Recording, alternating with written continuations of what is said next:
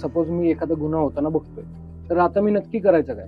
मी जवळच्या पोलीस स्टेशनमध्ये जायचं, का आमदार खासदाराकडे जायचं, नगरसेवकाकडे जायचं, का क्षेत्रीय कार्यालयामध्ये जायचं? नक्की मी प्रोसेस काय फॉलो करू?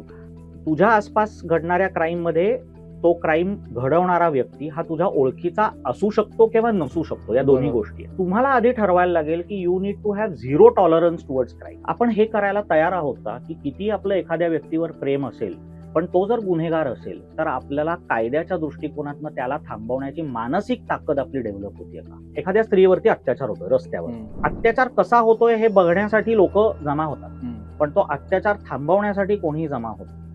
त्याचं कारण असं असतं की मग पुढची प्रोसेस येते की मग तुम्ही विटनेस आहात त्या गुन्ह्यामध्ये, मग तुम्हाला उद्या जर सपोज केस फाईल झाली तर ट्रायलसाठी तुम्हाला यायला लागेल. ही जी सगळी प्रोसेस आहे ह्याच्याबद्दल आपल्याला जी भीती आहे ही भीती आपण मनातनं काढून टाकली आणि आपण असं ठरवलं की कुठल्याही परिस्थितीमध्ये जो गुन्हेगार आहे त्याला आपण शिक्षा देऊ आणि कुठल्याही आमिषाला आपण बळी पडणार नाही, तर ही सिस्टीम हळूहळू सुधारायला सुरुवात होते.